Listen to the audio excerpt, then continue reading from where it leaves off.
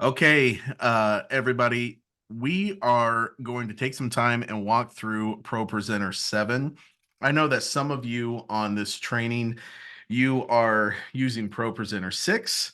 That's probably about half of you, and then the other half, you have been using ProPresenter 7 for a while. If you use ProPresenter 6, when you bring it up, it actually says ProPresenter 6 as far as the name of the program is concerned. If you're using ProPresenter 7, when you open it up, you're only going to see the name ProPresenter there. That they don't ProPresenter doesn't necessarily call itself ProPresenter 7 anymore, but it's just kind of ProPresenter from this point on forward. So if you take a look at the outline, if you're watching this live, then the outline for tonight is in the chat, and that outline has a lot of really good resources that are going to be linked inside of it. So you're going to want to take a look at that at some point. And for those of you who are watching this on YouTube afterwards, you can just go to the description and the outline will be linked below. So 8 things I want to walk through here, and I'm going to set a timer, a 1-hour timer, and we're going to go for an hour, and then at that point, because I don't want to take too much of your time, we will pause and kind of see how everybody's doing and evaluate how we want to move forward after that. Okay. So the things we're going to cover tonight, we're going to talk about first thing, we'll talk about an overview of the interface, especially for those of you who are coming from ProPresenter 6. I think this will be a really helpful place for all of us to begin. For those of you who have been using ProPresenter, it's still a really helpful thing to kind of walk through and know what each section of the window is doing. And so we'll walk through all of that. Part 2, I want to talk about creating dynamic folder systems and ways for you to store media, especially those of you who are ministry leaders. I want to give you some ideas and some things that have worked for me over the years as far as storing media and communicating that with your volunteers, but then also linking those folders within ProPresenter so that you can add content at your computer or at where you're doing work, prepping your services, and then it will automatically show up for your volunteers and they can kind of take it from there. So the third thing I want to talk about, working with songs. I know this won't apply to everyone, but it will be a helpful thing to know. And you can just kind of tune out if that doesn't apply to you. And then we're going to talk about themes, which used to be called templates. We'll end with kind of a discussion on how to build a more kind of dynamic show. And then we'll talk about stage displays. And then I'm going to leave you guys with some resources that I think will be really helpful for you all. Okay. So first place to start, let's talk about the interface of ProPresenter. I'm going to bring up a shot here of ProPresenter. And don't worry if this is very small on your screen, that I'm going to zoom in as we talk about things. But what I want you to see is that ProPresenter is laid out in such a way that it really goes kind of logically. It kind of flows logically from left to right across the screen. Okay. Really, this left side of ProPresenter, you're dealing more with storage of your content and kind of setting up and building the flow of what your event or your service or your show is going to look like. Here in the middle of the user interface, you're dealing more here with actually controlling the show, presenting what's going out live. And then on the far right side, this is where you're dealing with your output. This is where you're manipulating the output and you're adding things like timers and messages and props and all of those things that we'll get into a little more. If you kind of keep that in mind, if you keep in mind that workflow, it really helps a lot. That thinking really helps a lot as far as determining what each section of the window does. Now, those of you who've been using ProPresenter 6, The big change that you're going to notice is that this window right here, this is your output window. It has traditionally been on the far left side of the screen. And really, there's no changes to it other than the fact that now it's over here on the right. And for the reasons that I discussed, because of the workflow, working from left to right across the screen, from storage to control to output. Okay. So let's begin here over on the far left side, and I'll give you a rundown of what that's going to look like. Let's go over here. Okay, so top left-hand corner of the screen, let's talk about the library system. If you're coming from ProPresenter 6 into ProPresenter 7, one of the things that ProPresenter 7 allows you to do is to build multiple libraries. Now, what I've found is there's two different ways you can approach this. If you're not using a super sophisticated setup, if you're doing, kind of the same thing in your space from week to week, you may not need to get like highly sophisticated with this. However, if it is helpful for how you think, I'll kind of walk you through how I tend to structure our libraries. Um, ProPresenter 7, when you open it up, it's going to come standard with a library called default. You could just keep that as your library and throw everything into it. Or if it's helpful for you, you could break it up based on, maybe messages. Maybe you want to store all of the content that you create for your messages into the messages section of your library. I tend to keep one called songs and videos around. And then whenever I do special events, I'll create libraries specific to those events, especially if it's an annual event that we do year to year, and maybe we're doing it once a year, like VBS. If you go into the sanctuary, you'll see I've got a library in there that's VBS 2023. I do that because there's a lot of things that I've created over the years that are essentially function as placeholders, and I can kind of remember from year to year, because we're only doing it 5 days every year. I can remember from year to year how I've set up the content, and it makes it much easier when the VBS comes around. Same thing with DNow. Of course, we're just finishing DNow 24, but we're doing similar types of things and using similar types of content from year to year. So that's how the libraries function. Everybody tracking with me so far? Give me just a little thumbs up if you Yeah. if you get what I'm talking about. Okay, cool. So next section down here is the playlist section. I want to go into this just a little bit because I think this might be helpful for you to kind of think through how you use playlists. Now, the two things that I've talked about already here with the libraries and the playlist, this is probably something that all of you are already doing. Is that a fair statement? You guys are already working with libraries and playlists. Yeah. So playlists function more as an individual collection of things from your library. So you're saying that I've got an event here. It might be a Sunday morning service, or it might be a Wednesday night small group, or it might be like a one-off ministry event. And I've got a playlist of things. I've got a collection of songs and videos, message notes, and maybe announcement slides that I want to put all together into one playlist. Um, that's where you build your show.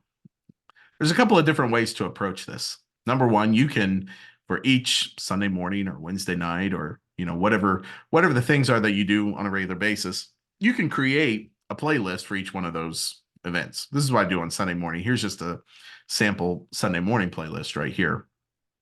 You've got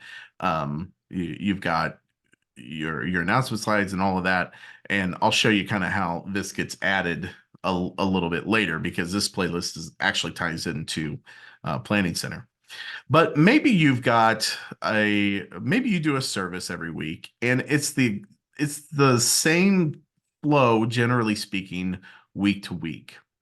I might recommend that you build a playlist that just functions as a template, that every week you basically just use the exact same template and you don't try to reinvent the wheel every week. That's not a bad approach if that applies to your context. So I built just a little template right here, super simple template. And I've got in here like let me see if I can get you a little better view of what's going on there. I don't know that I can. Sorry about that, guys.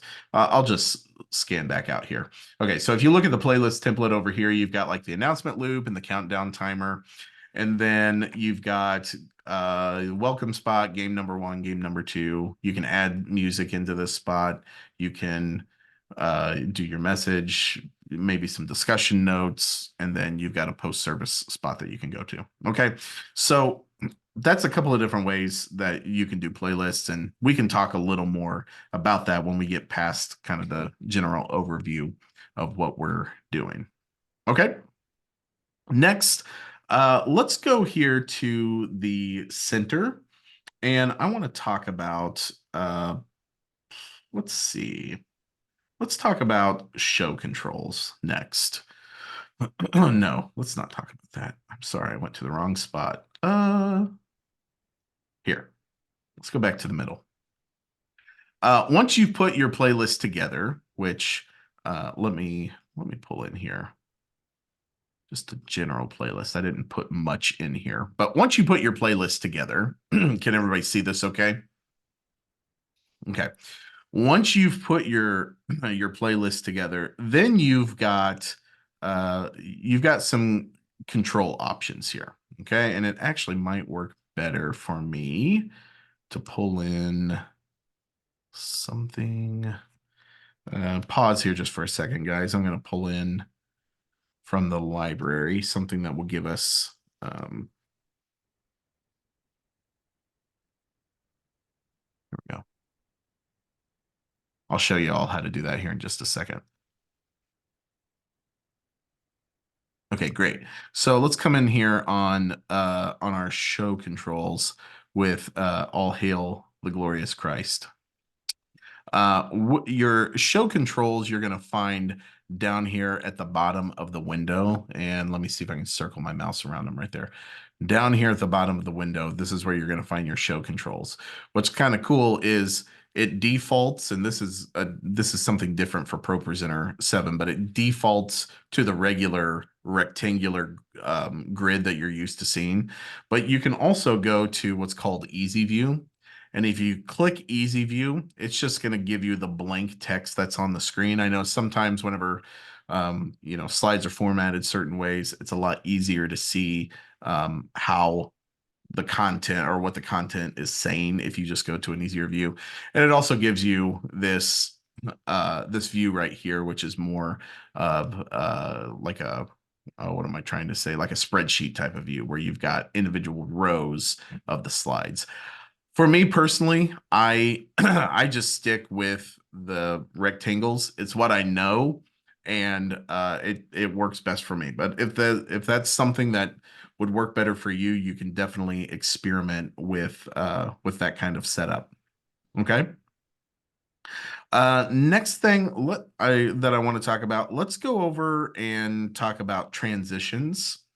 I know that this can be a little bit confusing, but I want to kind of give you, I want to show you a few different levels at which transitions can be applied. Transitions can be applied to individual slides. They can also be applied to a group of slides, to an element in the playlist. And then they can be applied to the entire show. Okay. Let me show you how to do each one of those. And apologize for how small this is. Let me see if I can get this a little bigger. Let's go here. Okay, so if we are on an individual slide, let's take this slide right here. If you right click on that slide and you go down to transitions, you let's just do like I don't know. Let's do something fun. Let's do a cube transition here. Okay, we'll put that on there.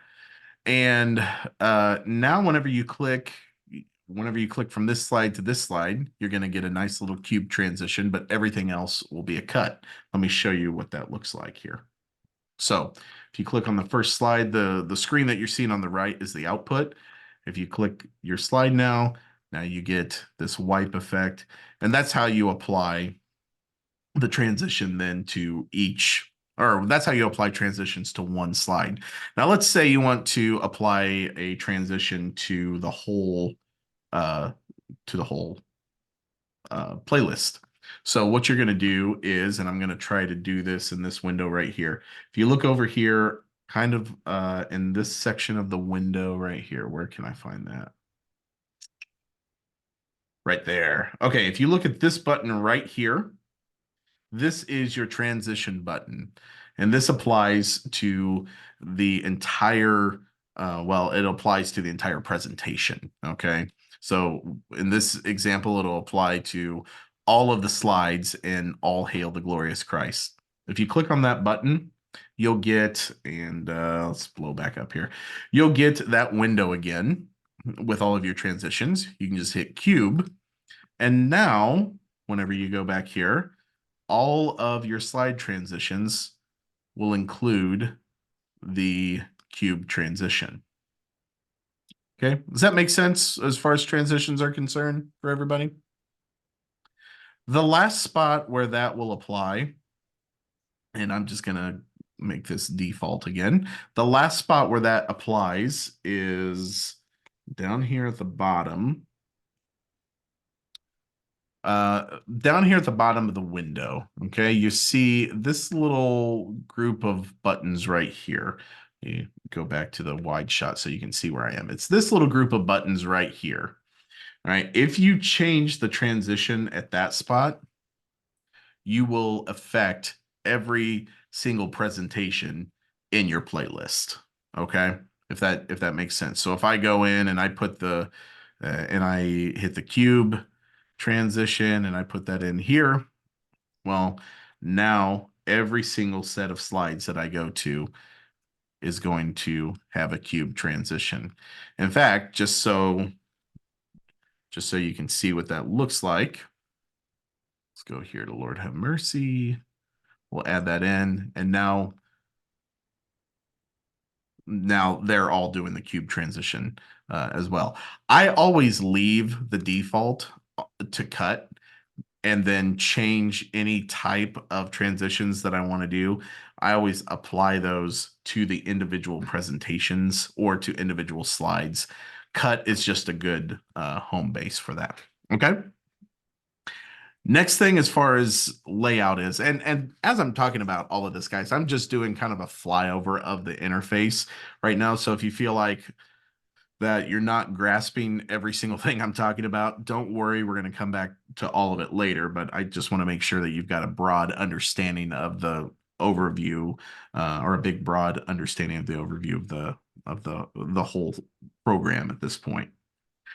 Let's go over now and take a look at the clear section. This is going to look really different, especially for those of you who have been used to using ProPresenter 6. In ProPresenter 7, you have all of the clear buttons together over on the right side of the output window. And this big, long, rectangular button here, this is your clear all button. Can everybody see my cursor all right there? Yeah. Everybody see my cursor? Okay. So this button right here, this is your clear all button. If you hit that, it'll clear everything that's happening in the program. Okay.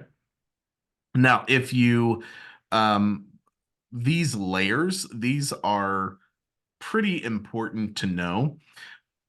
ProPresenter kind of builds off of different content layers and it builds upon one another.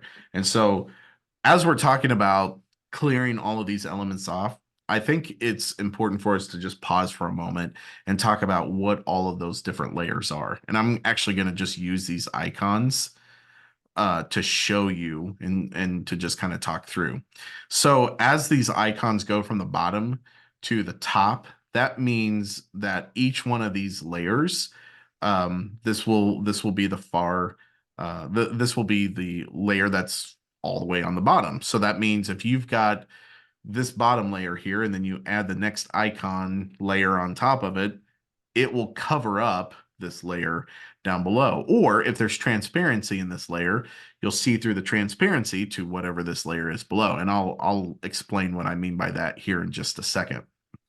What do the icons mean? Well, here's what the icons mean. The very bottom icon right here is a live video layer. That's right. So for in ProPresenter 7, one of the cool things that you can do, because they've added a lot of like streaming capability, you can actually add live video to your source. And so let me do that right now here just for a minute, um just for the sake of illustration. Throw this in here real quick. If it'll allow me, there we go. Okay.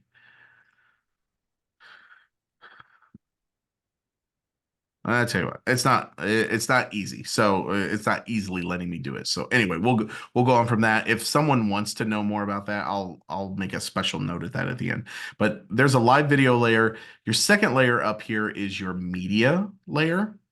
Okay, so that's any type of motion background or any type of video content that is being added. The next layer is your slide layer. This is text or shapes or anything that you add to a slide. This is the part that functions a lot like uh, uh, PowerPoint in a way, and I'll show you that here in just a moment. This is the announcements layer.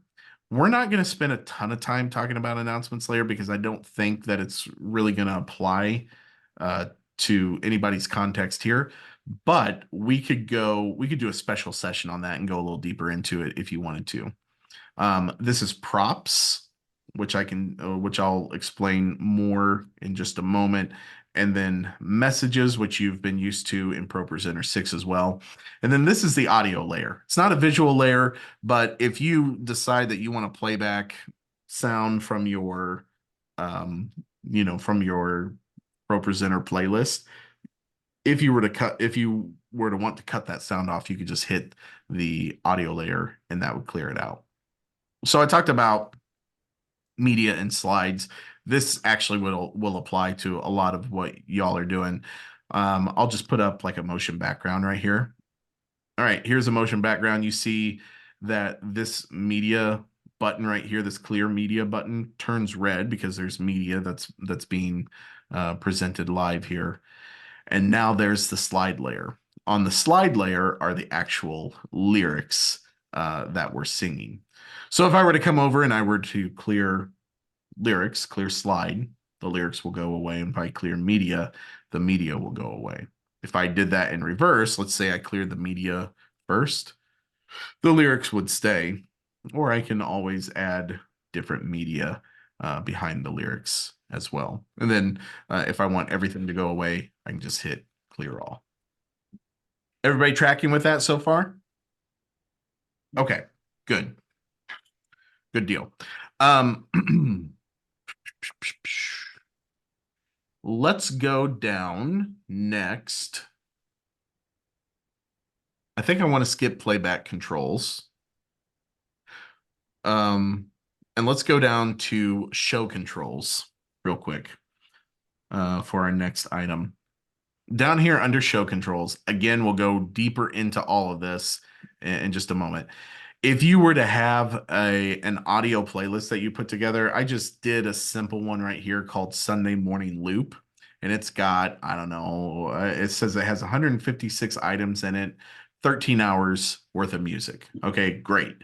I put that in as my playlist. If I wanted to play this, before services, I could just come over here and click on any song. I've got mine set to shuffle right now. So I can just click any song here and it'll start playing.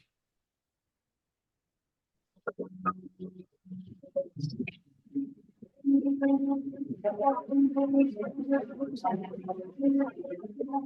your audio right there. Um, your next spot over, this is where your stage display is controlled. Not everybody here is going to be doing stage display, so we'll talk about it more at the end, and then those of you who it doesn't apply to, you can just hop off at that point. Here are timers, messages. I talked about props. Essentially, a prop is just kind of a standalone layer that you can add media to, and you can throw things on the screen. Let's say you've got like a logo that is your ministry's logo, and you want to always have it queued up so that you can toss it in at any given point. Let me just demonstrate this here quickly. If I come over here. I'll go to our worship center slides spot. If I come over here and I go to, let's pull up just, I've got the Maryville Christian School logo. We'll just toss it in here. Let's say we were live in a service. I'm going to get back out here so you guys can kind of see the whole interface. Let's say we were live in a service and we've got, some background content going. We've got media content going, and we've got our text rocking and rolling. And let's say quickly you want to be able to transition over and put your ministry's logo up. Well, you can just hit a prop and it will quickly go over the top of anything that you're doing there. I do tend to use props quite a bit whenever I'm running ProPresenter downstairs. They're just really convenient.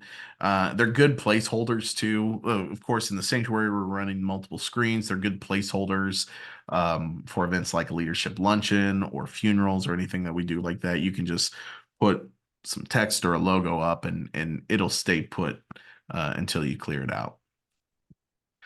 Uh, then the last section are macros. Macros are fantastic, and it could be a whole live stream in and of itself. And so we're not going to dive into it tonight, but for those who are interested, we could do a whole nother training on macros, and I could give you a rundown of what that's going to look like. Okay. We are running through here. I want to make sure we keep moving forward. The other thing I want to talk about is the media bin. This is those of you coming from the ProPresenter 6 world. This is the I believe they called this the video image bin in ProPresenter 6. They just call it media bin here. Okay, you can see the name media over here. Most of the time, I leave ours closed. So if you go like back up here, I leave it closed because it gives you more like visual real estate to be able to see what's going on here. But I can show you if you want to open it, and I think I even put it in there in the notes. If you want to get quick access to the media bin, hit on a Mac Control V. I don't know what it is on PC, but we're using all Macs here, so it doesn't really matter. But Control V will open and close the media bin, and that's usually a good tool. That's a good like keyboard shortcut to have in your toolbox because the media bin is kind of the backbone of how we import content into ProPresenter now, and we'll discuss that here in this next section. Okay. These media playlists right here, these are let's get our close-up shot here again.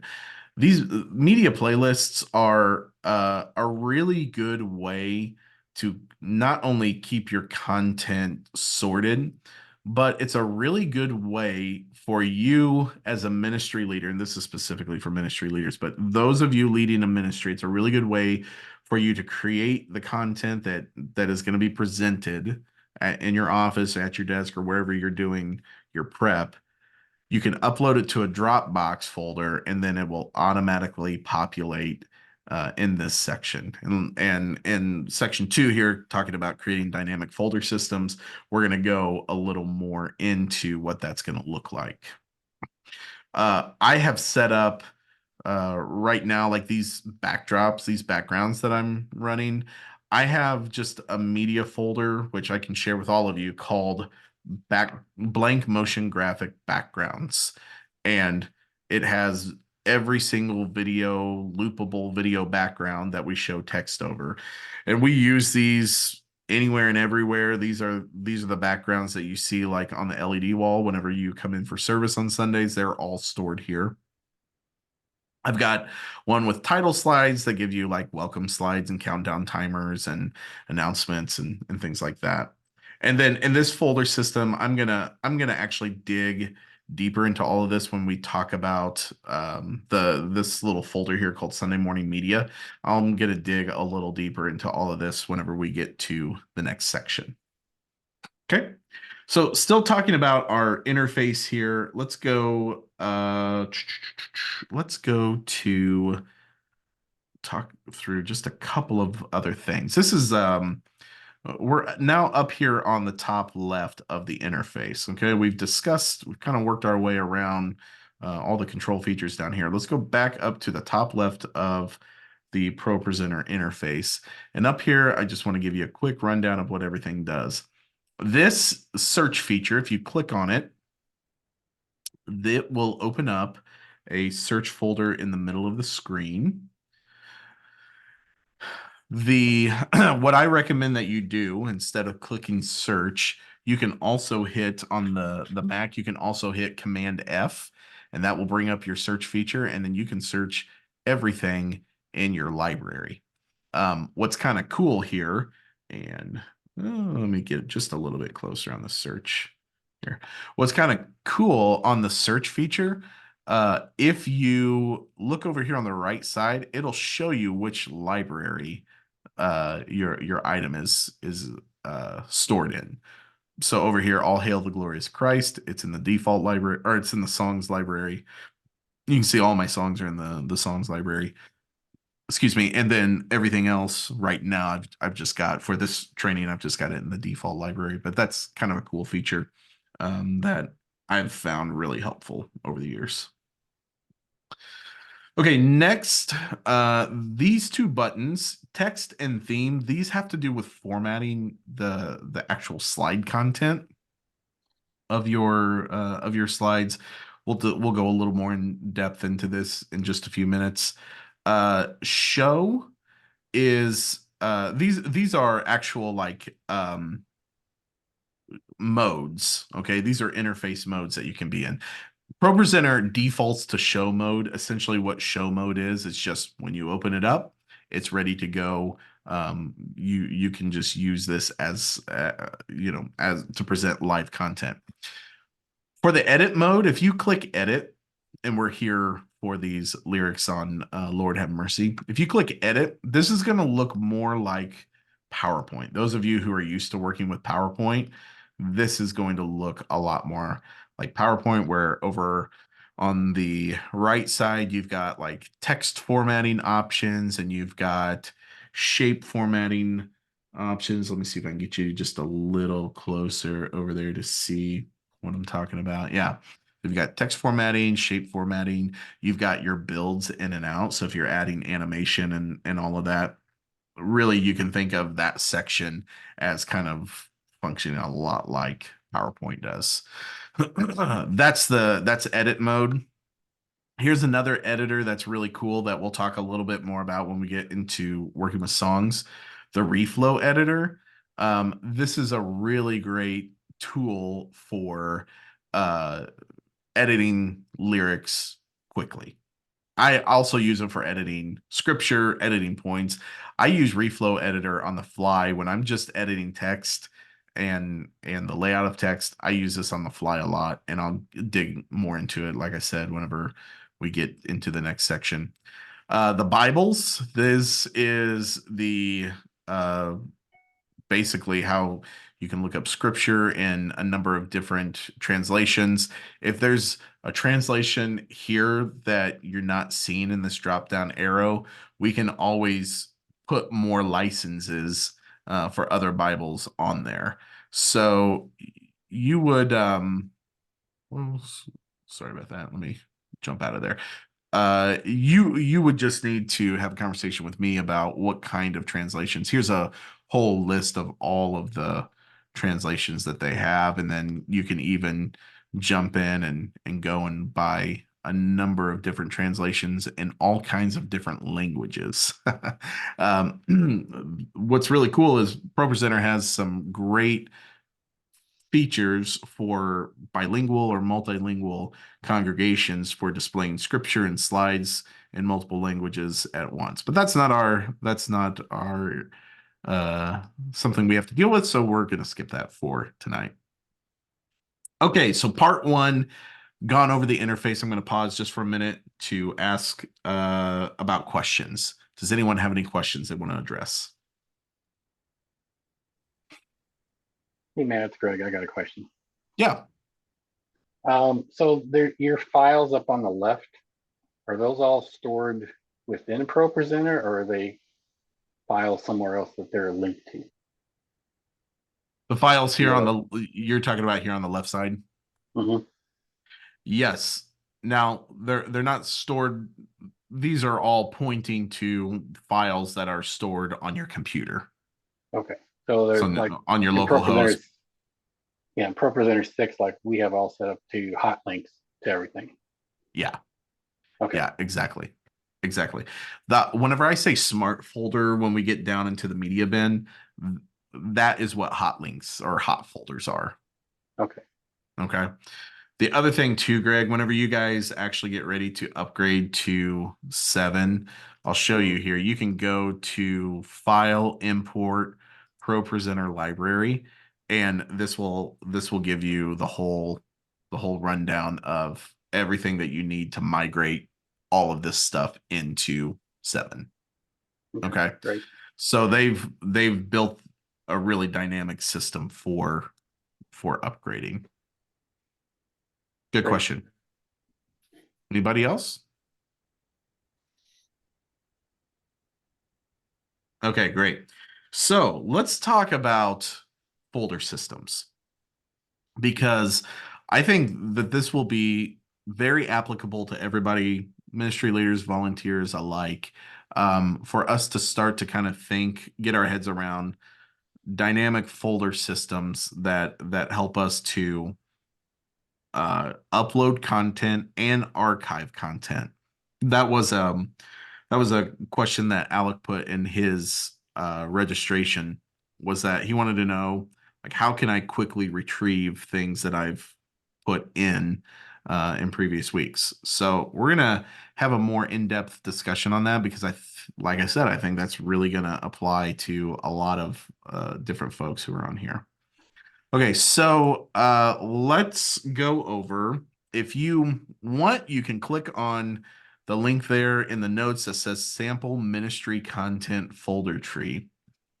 But I'm also going to bring it up here on the screen and just zoom right on in there so you guys can see what's going on. So if you take a look here, what I've done on the very top level of our folder structure in Dropbox, and we use Dropbox for managing content within the worship media or within the worship ministry. The reason that we use Dropbox is because it is the most dynamic cloud-based tool that updates in real time that I've found that is reliable. I know, I think Google Drive has some live update features and things like that, but as I've experimented with that over the years, I just have not found it to do what Dropbox does and what I need Dropbox to do. So that's why we use Dropbox.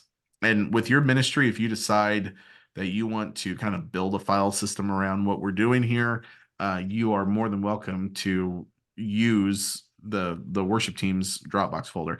And really, I say worship teams. I mean, we have a Dropbox business account, and the worship department is one section within that Dropbox business account. So we can always make multiple sections if we need to. But let me show you. This is how I would structure, or that I would recommend you structure your file system for managing content. Okay, so let's go here to this folder. that says sample ministry content. This folder could also be called midweek, or this folder could be called student ministry or preteen ministry or whatever you would want to call it. But I would anything that you put in here, I would make its goal be um, storage and organization of content that you're using within ProPresenter. Okay. So um, here are some of the categories. If I were creating a sample ministry content folder, here are some of the categories that I would recommend you include. I would include something with announcement slides if you're doing that. If you're running bumper videos, you can have a subfolder for that, countdown timers, funny videos, games, lyric videos, message notes, special events, anything and everything. Any way that's helpful to you and to your volunteers for breaking down how you store and manage content, that's going to be really helpful. I want to go back just for a moment back to the media folder, and that's over here. ProPresenter, where is that? Right there. Okay, so let's go back over here to the media folder. I mentioned that I have these smart folders over here in ProPresenter. This is under the media spot. Well, what I've done here is I've gone to this add button right here on the playlist, and I just said, here's a smart folder. And I went into my sample ministry content. And like I've decided that I want to link to announcement slides. Well, if you just link to one folder that says announcement slides and you just throw your announcement slides in there, you the issue that you run into is the fact that you've got announcement slides that are slides that you're running week to week, but then you've also got announcement slides that are happening, maybe past weeks or maybe weeks that are going to be a few weeks later. So what I would recommend is creating within your folders here, your category folders, subfolders, and making a folder that says something to the effect of announcements this week. Okay. I've put a little underscore in front of that just so that it stays at the top of the folder system. Um, whenever you're, sorting your folders alphabetically. But then in there, I've dropped, here are all the announcement slides for this Sunday's services. All right. After this Sunday, okay, I'm getting ahead of myself here. Anyway, so I've linked this folder right here to announcement slides in ProPresenter. And then that way, whenever your volunteers come in, they only see the folders or they only see the files that are applicable to this particular service. And they don't have to sort through and make a bunch of decisions on, okay, which announcement slides are actually relevant, which were, 2 weeks ago or whatever. And it's like, they can figure that out, of course, but it creates, it creates tension in the workflow, or it creates kind of a bog down in the workflow. So this really helps a lot if you just choose one folder and make that be your current set of slides that you're going to put in there. Okay. So I wanted you to understand, like, all of these folders here, these are all what Greg called hot folders, but these are actual like smart folders within ProPresenter, and these are all linked in Dropbox. Okay, so now let me go back over then to our folder system here and talk through this. After you've used your announcement slides, if you want to hold on to them for recall, or if you just like having an archive of what you've done, here's a good way that I found of building an archive system. I build it in basically 3 different layers. I go from year to month to day or to week, or however you want to structure that. Here's what I mean. So in this folder system here, I've just made this up, but you've got 2022, 2023, 2024. Each one of these folders then has this set of folders.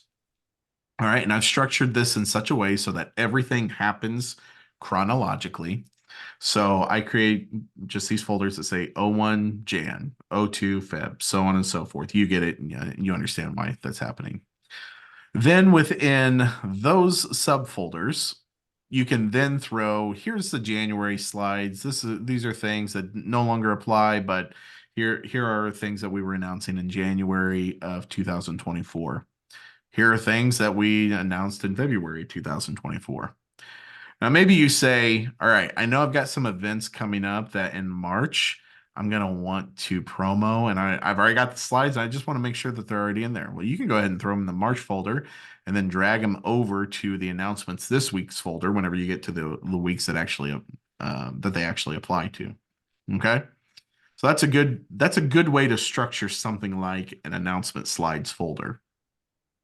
The other types of folder, you don't have to get super sophisticated with it like that if it doesn't apply. Okay. So by that I mean your bumper videos, you really don't need to keep them in chronological order unless I mean, if for some reason that's important to you, that's okay. But you may just want them all thrown in the bumper videos folder, and then for that particular week you're just going to add the video that says bumper this week, so that whenever you come back over here to ProPresenter and your volunteer comes in to set up ProPresenter, just grab the bumper video folder, click and drag that video in, and all is good, and you're set to go. Okay.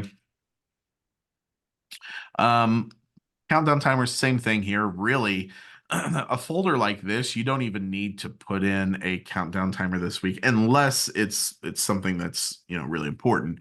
You could just have a folder that says countdown timers, and then, your team, they can select whatever countdown timer they want to use from week to week.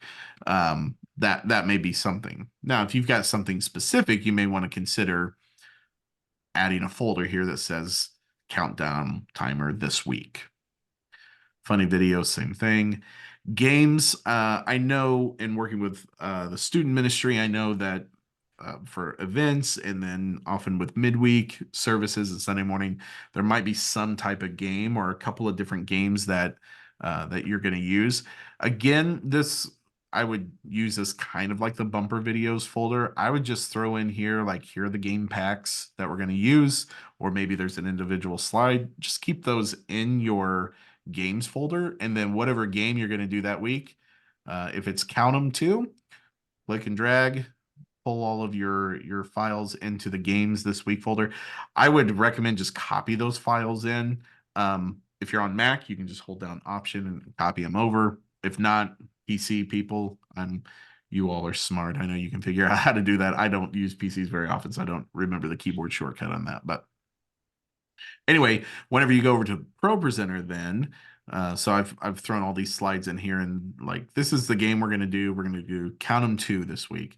So if you go back over to ProPresenter then, and I go into our game slides folder, um, this is you see all of the count 'em two slides open up, and then you can just copy and paste those into some type of placeholder that you have maybe already set up in ProPresenter. Back over once again, let's kind of finish this out. I think everybody kind of gets the gist at this point. Let me make sure that there's nothing else. Oh, yes, there is one other thing. So I've talked about, let's go here to message notes, because I think this might also be, there might be a couple of different ways that you would want to use this. You might look at this and say, I want to just store message notes based on whatever series we're in. Maybe in 3 or 4 years, I'll come back and I want to do that series again. That may be how you want to do it. Or maybe you want to archive message notes based on the specific day that you use them. Well, let me show you how to do that. If you come in here to the archive, this will look very similar to what we used before. Go into the year, and then to the month, and then I want to show you, if you're saving things based on a specific day, I'm going to recommend a file naming format. And I've put this in here. If you look under number 2 and you go to chronological naming system, there is a file naming format. And how I name this is just using numbers. I do the year followed by the month, and I always do 2-digit months. So if it's January, I'll do 2024-01, and then the day 28 underscore message, or however that makes sense. And what this does is that the whole way across, as you're diving down this folder tree right here, everything remains in chronological order as you go across the folder system. Everybody tracking with that so far? Okay. Mhm. I hope that's helpful, but uh what again, like what I recommend as far as shifting as far as managing content and communication is concerned is make as many of these folders that say this week and only put the slides in them that you're going to use for that week. I highly recommend doing things like that. That has really, I know just working with our volunteers in the sanctuary on Sunday mornings, that has really streamlined some of the communication and made things a lot easier as far as that's concerned. Okay, that is folder system. That is how to connect them to the media folders through smart folders in ProPresenter. What questions do you all have about that? Just to confirm, that's actually done within Dropbox itself. That's actually done within Dropbox, yeah. Okay. So within Dropbox, you're creating that system and then you're linking to it from ProPresenter. Okay. Because like obviously, as you've seen, what I've done is I haven't, but that would make life a lot easier. Yeah. Yep, for sure. Thank you. Within let me go here and go back to the media bin here just a moment. Whoops. I'm all over the place. Where are we? There I am. Sorry about that. Everybody still hear me okay? I didn't lose anybody. Okay, good. Um, if you go here into the media section of Dropbox or of ProPresenter, you can create folders within this system here. So maybe your event takes place in a venue where there's multiple people who are using your venue for different events. And the sanctuary is a good example of that. We, on a regular basis, we're using it for Sunday morning services. We're using it for elementary chapel every week. We're using it for high school chapel every week. Once a month, we're using it for leadership luncheon. And then on a fairly regular basis, we're using it for funerals. And then, of course, we've got our special events and things like that.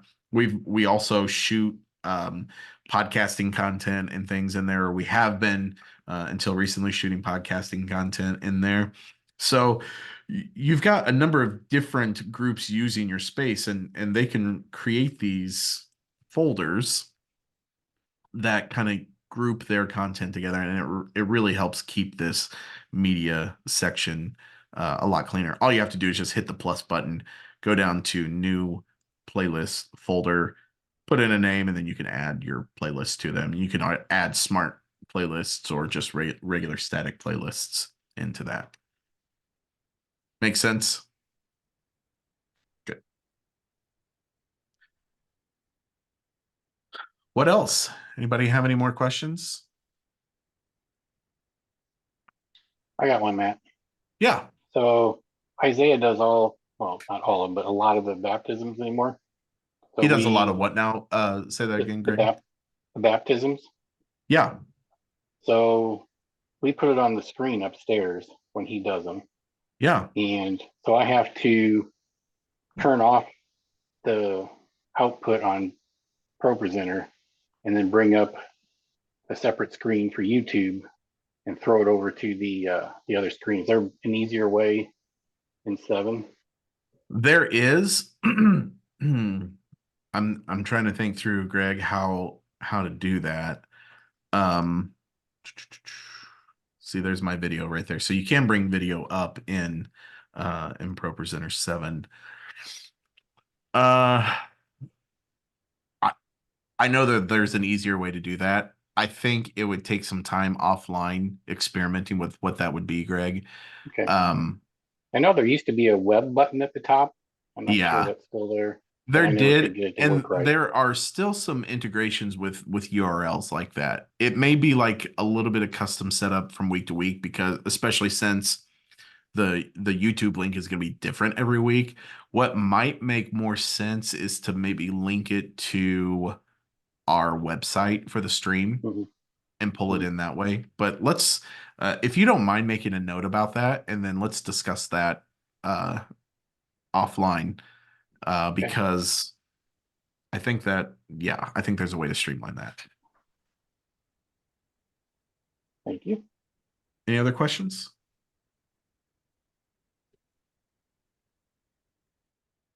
Harmony and Angela, are we catching everything that is applicable to, well, Harmony, I know you're doing students, so I know a lot of this is going to apply.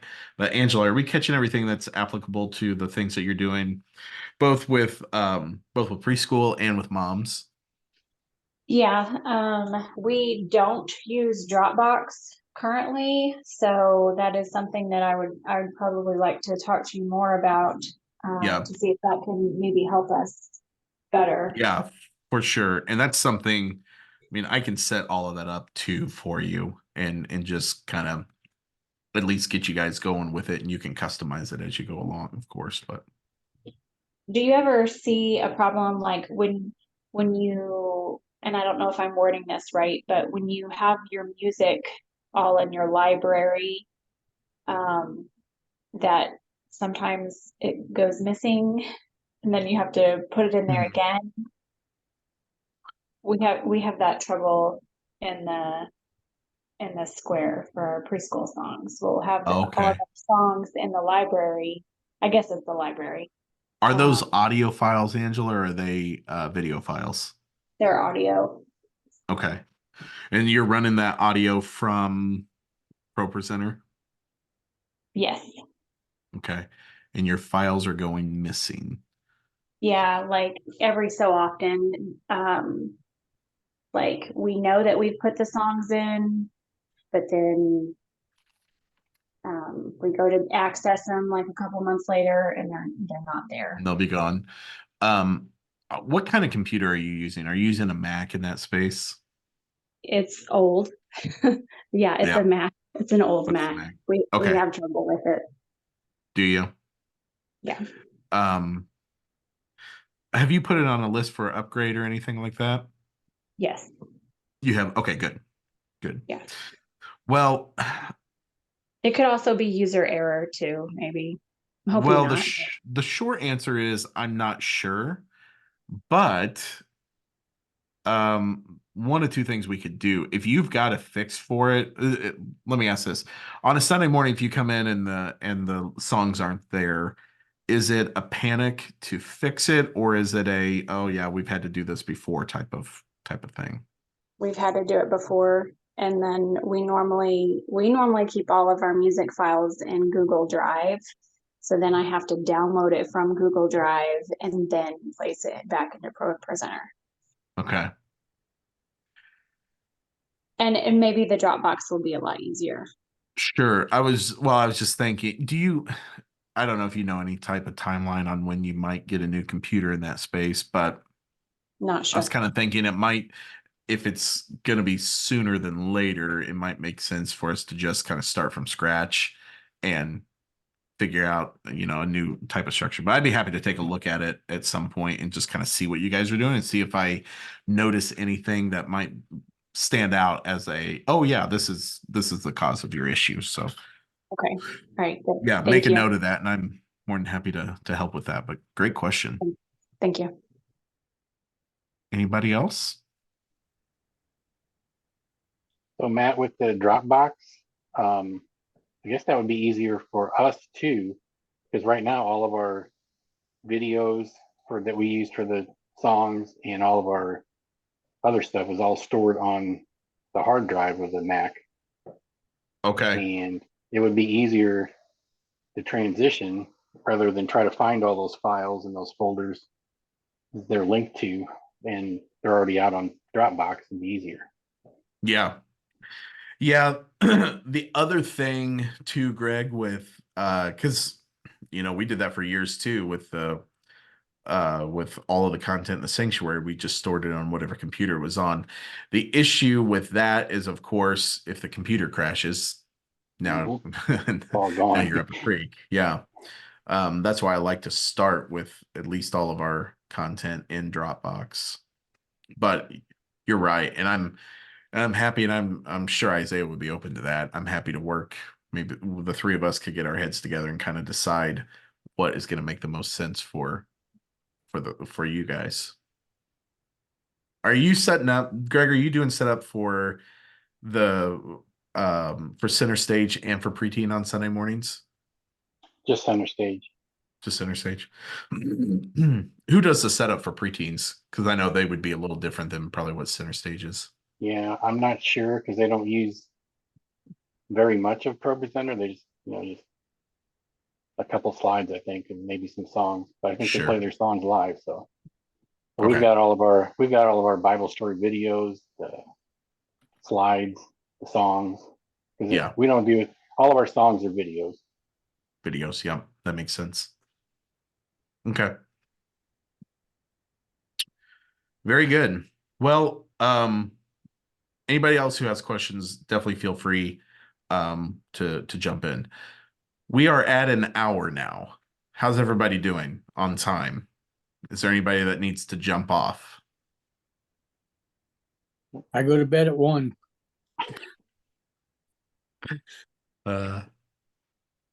I hope to have been in bed for a long time by 1 a.m. Anybody else need to jump off right now? Okay. I'll tell you what, let me go ahead and start the next section. If at any point you need to leave and you've got a question or you want to see something demonstrated, that I should also say that if you want to see something demonstrated at any point, please feel free to interrupt and I'd be happy to kind of change the course of what we're doing here. I want this to be, maximally helpful for everybody. So let's go to working with songs. Okay. So I know that some of you this applies to, some of you not necessarily, but this will be really helpful. Actually, you know what? Who we got? I know. Are Alec and Harmony still here? I think Harmony just signed off, said bye. Okay. Well, I tell you what, this actually only applies to them. To the two of them. So we're gonna skip that section. Randy C, you already know how to import songs and all of that, right? Yeah, I pretty mean, much. I'm sure there's easier you're and better ways, but I've been able to survive. yeah, you're pretty solid on all of that. So trying to think who we've got Greg and Angela. Um I'm going to skip around a little bit here, guys, to what I think is going to be most helpful for everybody on the call right now. Let's go to section 6 called formatting video. And I want to, because I know I believe Angela, you're doing a lot of videos, Greg, you're doing a lot of videos, and I just want to kind of walk through best practices on pulling those in. Okay, so let's go over here to start with. I'm going to come down to our media bin, and I'm probably going to pop back and forth here quite a bit on our just hit the right button, Matt. There you go. I'm going to probably pop back and forth here quite a bit on our shots, but I want to give you a rundown. So let's start with two different behavior types of videos that you're importing into ProPresenter. You've got videos that function as background videos and videos that function as foreground videos, backgrounds and foregrounds. Backgrounds are going to be like your motion backgrounds. Okay, we all know what those are. So this is your your motion graphics that you're running underneath your lyrics or anything else that's functioning like that. Come on. Sorry, I'm having a little bit of issue here getting this going. Let's come here to our radio section. Okay. So these are, these types of motion backgrounds. If I pop that up there, you can see that this is functioning as just a pretty background to the text. Okay. Now you've also got, clear that out. You've also got videos that function as foreground videos. Let's come down here to our bumper video section. And we will pick this video. This is the bumper that Alec used this past weekend for D-Now Weekend. You've got this video right here called bumper video. What's unique about a foreground video versus a background video, and this is important in formatting, is a background video will continue to run. It'll continue to run live, even if you add a slide over it, or even if you add other content over it, it will continue to run. And the reason is because the way I talked about the layers earlier is the slide layers are typically just text that's running over some type of content underneath. But with a bumper video, you don't want text to be laid over that video. So let's say you're using some type of video transition in the service. When you go to do your next song, you don't want to throw text on the screen and have it running over your video. Or if you're to accidentally, if you happen to hit the text element, you don't want that text to run with your video. So let me show you the example of what this would be. Here's a speak it.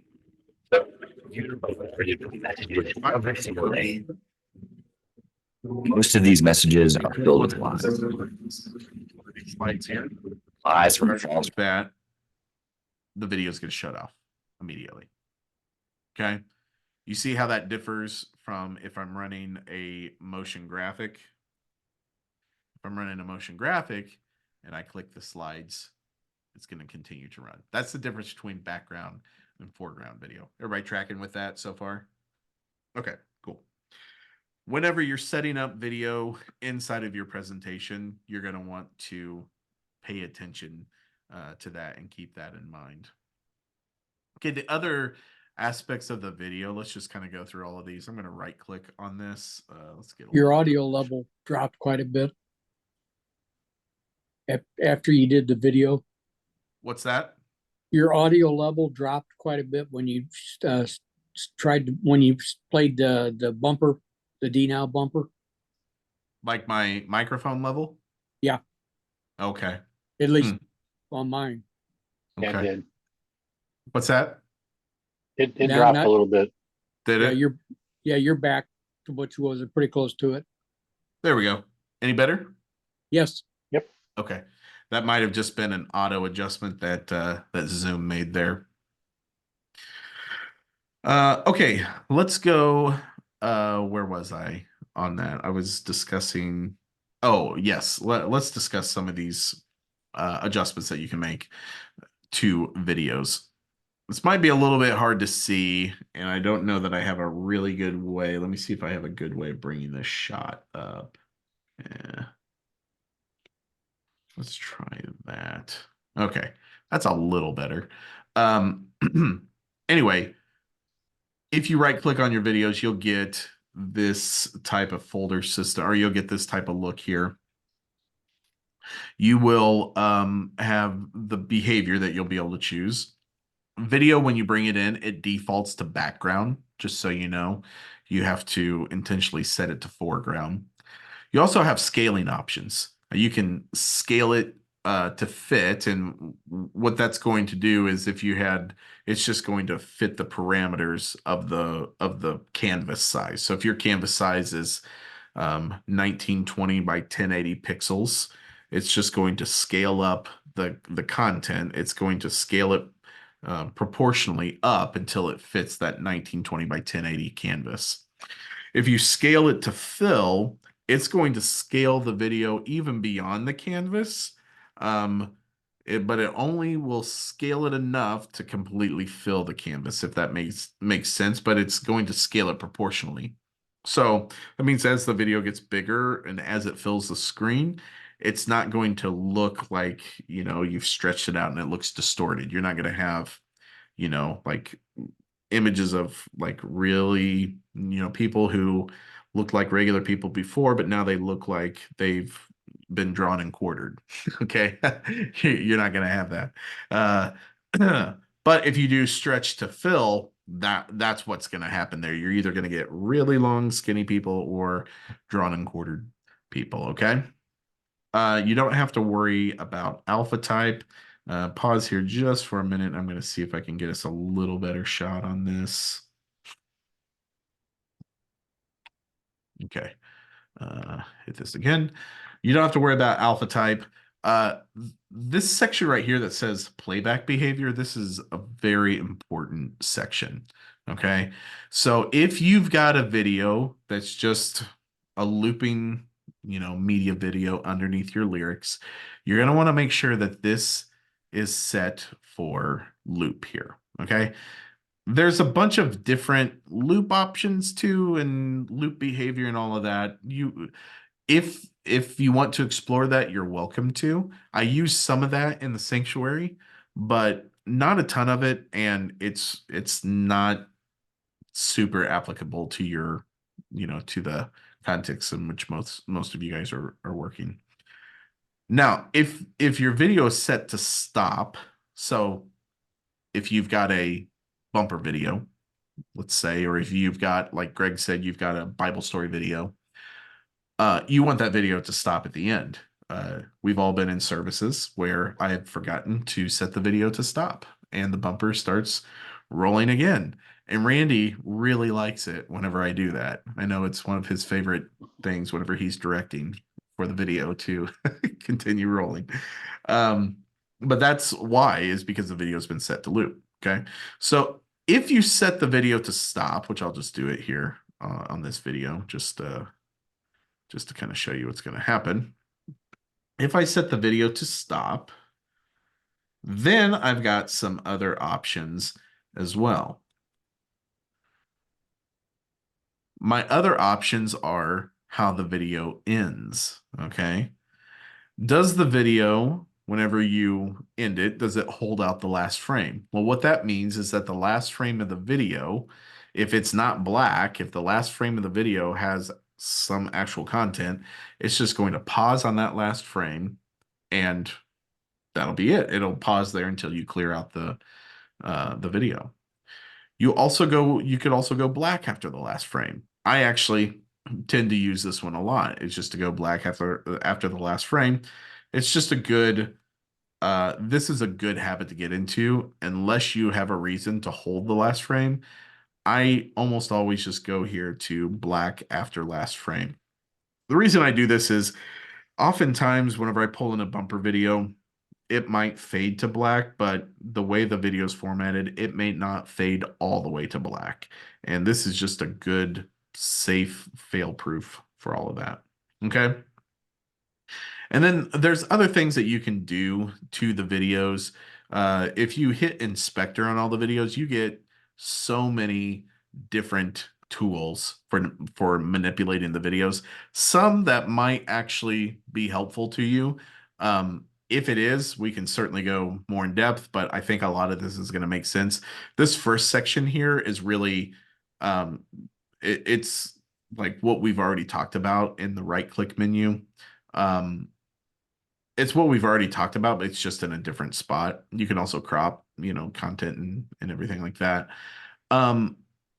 If you've got a video, and I do this sometimes on our bumper videos, if there's a long pause before it starts, I will just put the end point of when that starts at 2 seconds so that whenever projectionist hits that, it automatically just goes in and that video kicks in. There's also delay time. There are some contexts where you might want to use delay time, but I won't dig too deep into that right now. You've also got a, excuse me for that. You've also got a transition section. My bad. You've got a transition section here that does the same thing. And then you've got effects. Probably nobody here is going to need to do a ton of effects. I do a few of them in the sanctuary just so that that content that's been created by maybe creative services or some other third party um individual, if the color needs to be tweaked just to match the color in the sanctuary a little bit, sometimes I'll throw an effect on there, but there's usually not a ton of stuff that you need to do with the effects on your content. Okay, I think that's everything for formatting videos. What questions do you guys have on that? So Matt, how did you get to that? Oh yeah, good question. I right click and go to this section right here that says inspector. In Greg, it's titled something else on ProPresenter 6. I can't remember what it's called now on ProPresenter Okay. 6.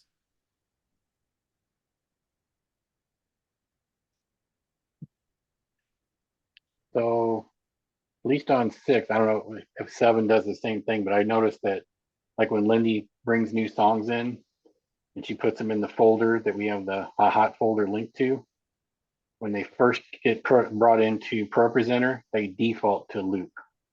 I have to go in and make them stop. That's the same thing in 7. Okay, because it default it brings it in as background, really. Yep, brings in as background and it defaults to loop. Okay. Yep. One Where it other says thing, that- let me I'm sorry, say that again. I got a question. Yes, sir. Where it has the options like black and last frame and so on. What are some of those others? Oh yeah, good question, Yeah. Randy. Let me get a little closer shot so y'all can see that. Let's see here. Where was that? Where's that shot? There it is. Okay, so those other options were Okay. What does clear after last frame? What does that do? clear after last frame is going to clear the video layer that it's running on. It'll Okay. clear that media layer, I should say. Isn't that pretty much the same as fade to black or fade to clear? How are So kind of. Black after last frame will still leave the layer active. right? Clear after last frame will make that layer inactive. Because what I've seen happen, if you don't go to black, the end of the video, it might have like a green background. It'll just stay on that green background, black green Yeah. background. Okay. Same thing with fade to black, Randy. I mean, it'll do like a nice kind of natural fade. I think it's like a second and a half or something like that. Fade. Okay. Fade to clear is the same thing. It'll just fade out to clear that layer. Okay. Let's discuss a best practice around handling video. And I actually think this will be helpful for Alec.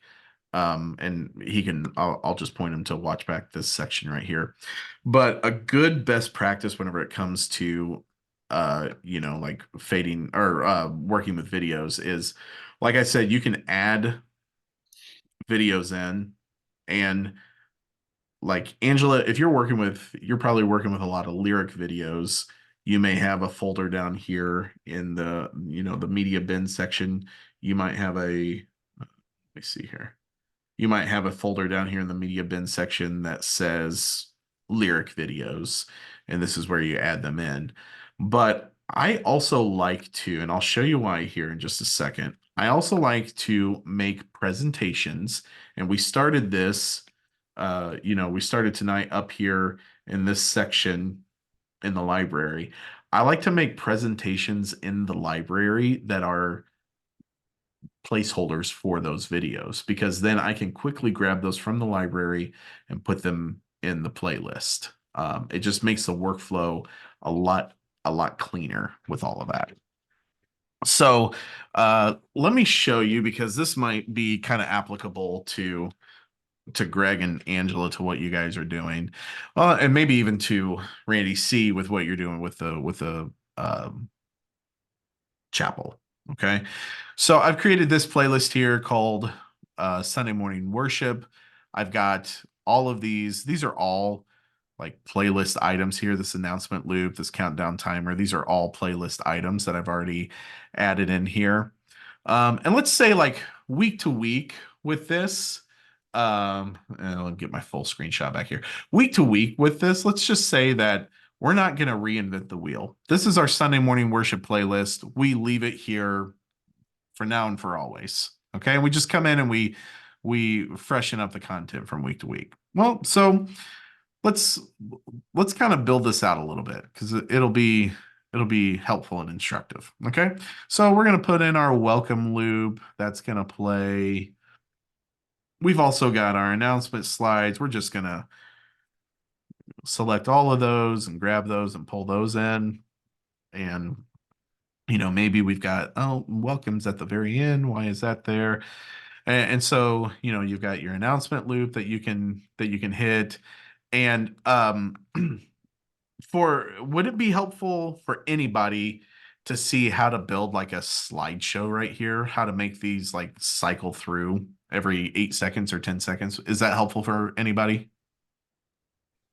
It would be for me. Okay, Yeah. cool.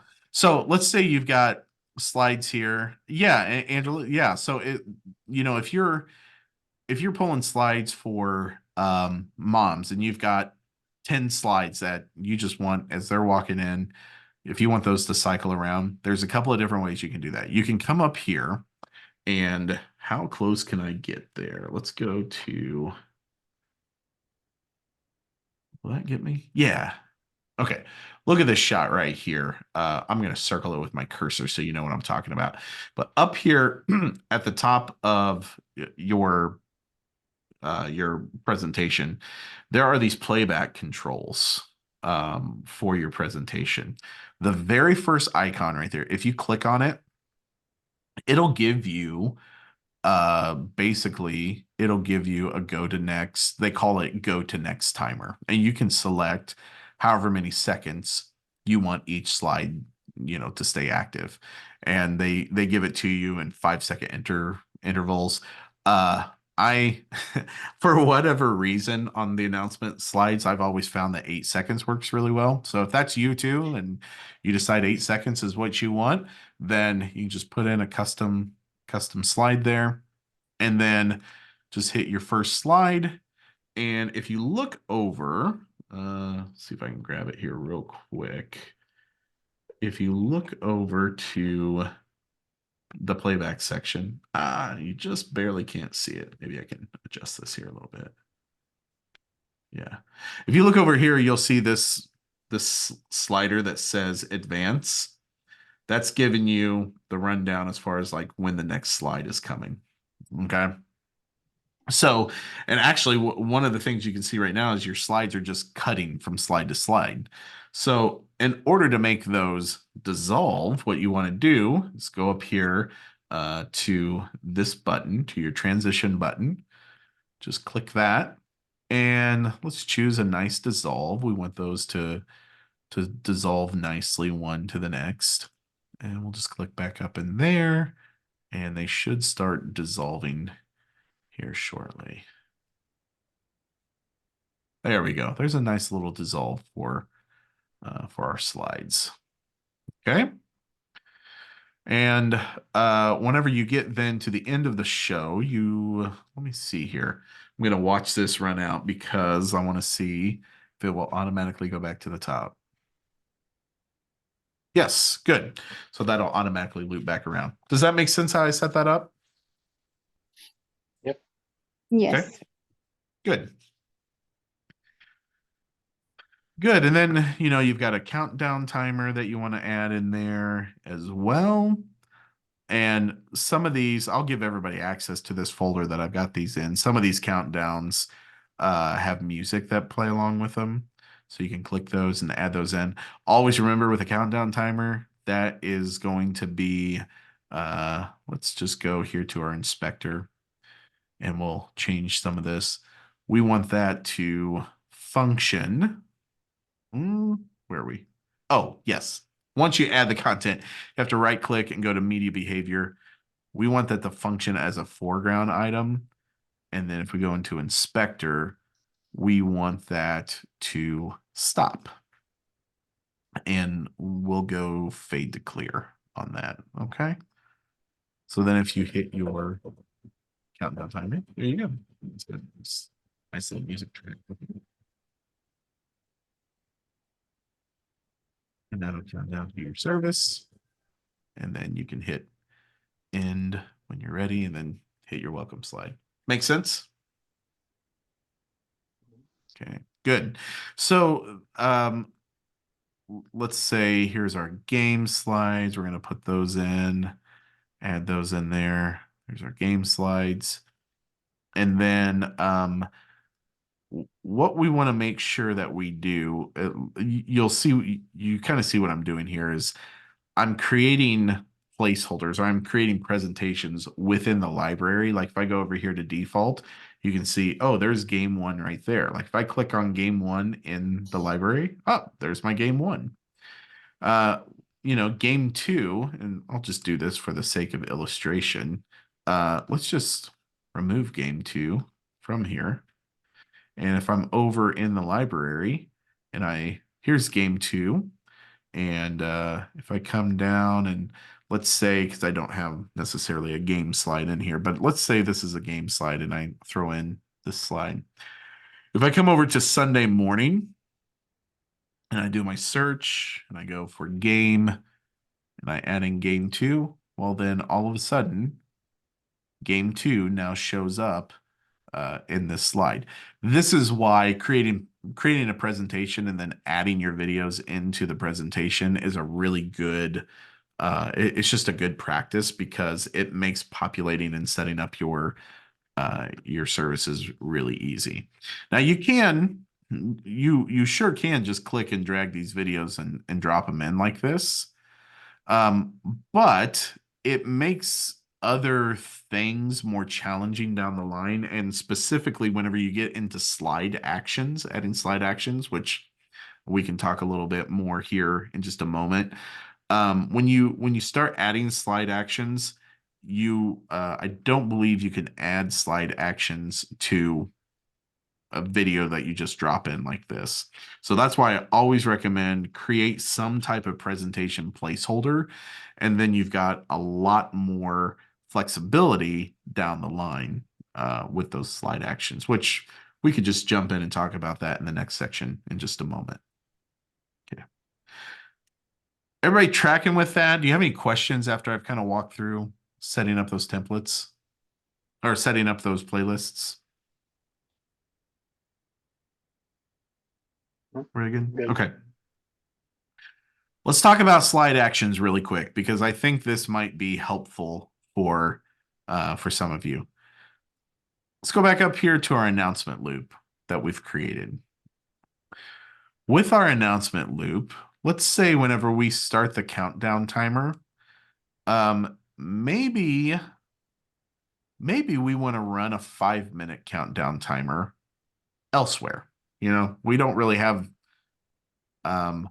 maybe there's another display that runs a timer or something like that. I actually do this on Sunday morning.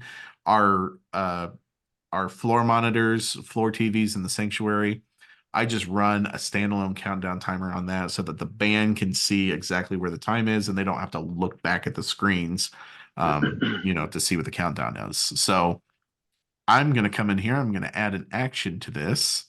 So you right click. Can everybody see that, or is that just impossible to discern what's happening on screen there? Where did you right click at? I just right clicked on the slide. So I'm going to add an action to this countdown slide right here. In fact, let me tell you what, let me just get a little closer in here, guys. It'll take me a minute to get this shot set up, but let me get just a little bit closer. Okay. Good. Is that easier to see? Mm-hmm. Yeah. Okay. So if I right click on this slide, I've just right clicked on the countdown timer slide. And if I come down here to this drop down folder, which let me adjust this again so you guys can see it a little better. If I right click here on the slide again, go to add action. And if I come over here to this drop down folder, sorry guys, give me just 1 second. I'm gonna see if I can't make this a little easier to see.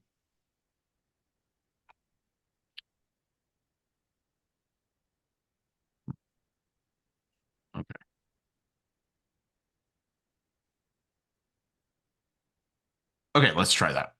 Right click, go to add action, and you've got all of these actions that come up here. We'll kind of walk through these in just a moment.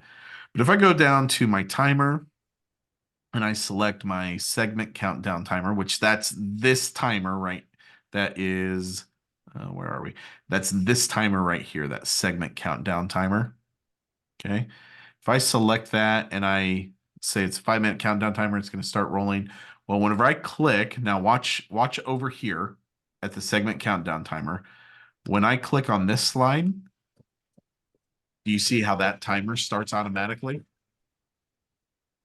That's what I mean by adding an action slide in there. Okay. Now let's say if I say, let's say I'm running this slide right here and I want to pull up our welcome slide. And maybe I want to clear everything out whenever I hit that welcome slide. I can just come over here to clear.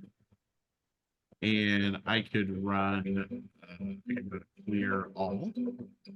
And now whenever I click this slide, it'll automatically clear that out. Here's another possible application for this. I'm just kind of thinking about this as we set it up. Let's say we're running our welcome loop. And remember our music that's playing over here? We had our music loop. Well, whenever I click that welcome loop, maybe I want the music to automatically start. Maybe I don't want to have to click 2 different buttons. You know, it is 2024 after all. So I can go over here to add action. I'll go down to audio playlist and I'll select my Sunday morning loop playlist. Okay. And I'm just going to let it roll out like that. Okay. So now whenever I click my welcome slides, you guys hear the music? So that automatically starts. But here's an issue. If I click my countdown timer, the grace of God is you hear I've got 2 different things rolling right there. Well, let me click up here.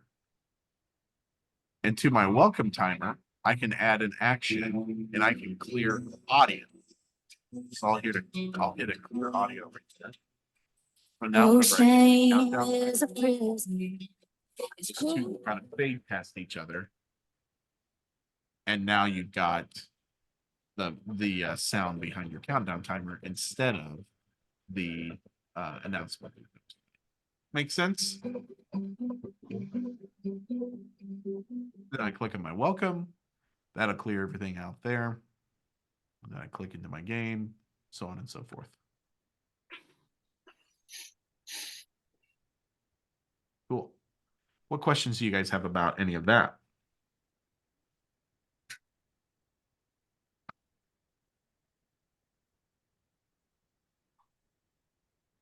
Everybody doing all right? Yep. Besides Randy C, does anyone else use a stage display? No. Angela, I know you guys use the chapel. Do you typically just mirror what's on the front screen on the back screen? Yes. Okay. All right, very good. Well, we're going to skip that then. There are some cool things that can happen there, but I think that's more of an Alec and a Harmony thing than it would be applicable to you guys. I'm going to look here and see. Greg and Angela, are you guys looking up scripture that you're adding into slides? No. No. Okay. Every once in a while, I'll use the Bible button at the top and pull up the scripture that Isaiah is talking about. Okay. You feel pretty comfortable with doing that? Yeah. Okay, good. Good. I think that's a pretty good overview. Greg and Angela, you both have been using ProPresenter 6, and is that correct? Yes. Yes. At this point, do you feel confident in making the switch from 6 to 7? I'm not saying we're going to do it tomorrow, but do you feel like you've kind of got a grasp of the differences between 6 and 7? Yeah, I Okay. think so. Angela, you feel good? Yeah, fairly confident. Okay, good. Anything else that you guys want to see tonight that would be helpful to you?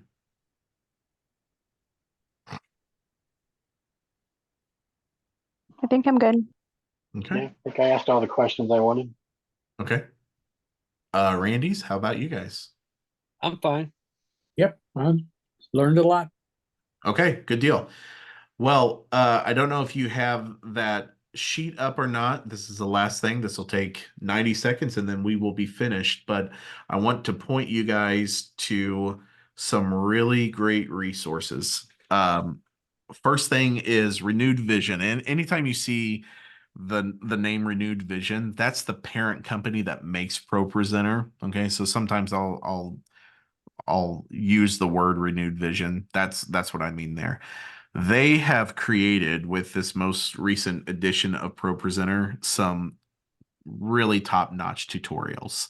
They go into everything that I've discussed tonight, plus a myriad of other things that ProPresenter does, way more than even we use in the main sanctuary. That is a good place to start. Just click that link that's there and it'll take you right to Renewed Vision site. And any questions that you have, that's a really good tool. I'm also going to point you to a YouTube channel by a guy named Paul Allen Clifford. He runs a YouTube channel called Church Tech Tutorials. He's just a freelance like a ProPresenter expert. But he creates some really top shelf content. You guys should definitely check it out. And he's got just like a great way of kind of demonstrating and showing what Presenter can do.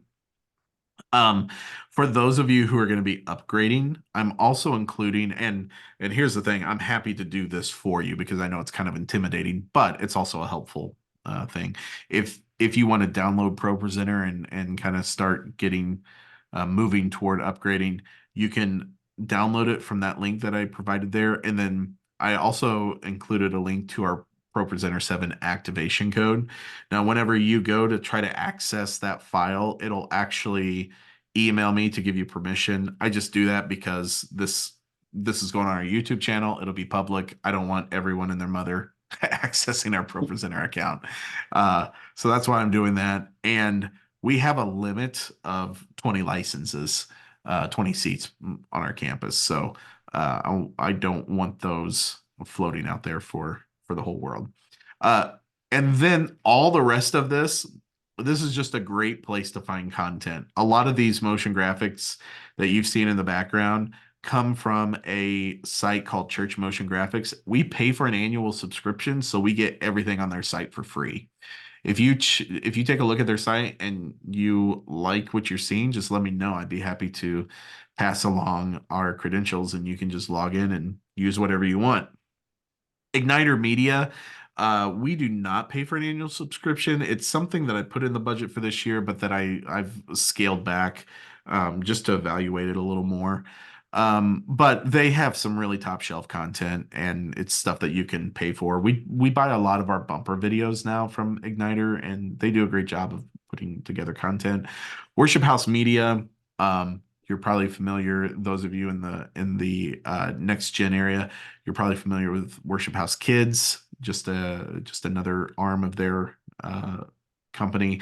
They also recently purchased Sermon Spice. Those of you who've been used to using Sermon Spice as a source, they now own them. Skit Guys, of course. Pixel Preacher is really good. It's kind of boutique as far as their content, but their content is very stunning. It's really cool.